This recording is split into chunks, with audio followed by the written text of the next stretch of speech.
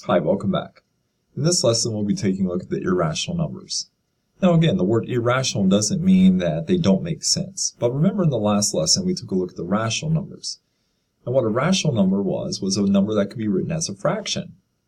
There's two characteristics about a rational number. When you turn the fraction into decimal form, the fraction will do one of two things. The fraction will either produce a decimal that the number terminates in decimal form. In other words, it stops, kind of like 1/2 in decimal form is 0.5, and then it stops. Or that decimal form might repeat, like 1/3 as a decimal is 0.333 repeating. Now, irrational numbers, when you turn irrational numbers into their decimal form, the decimal does not stop and it does not repeat. So, let's think of a number that's irrational.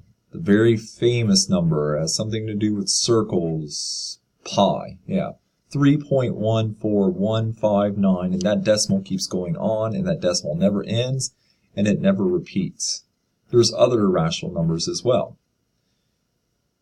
Some of the irrational numbers you're going to be dealing with are square roots.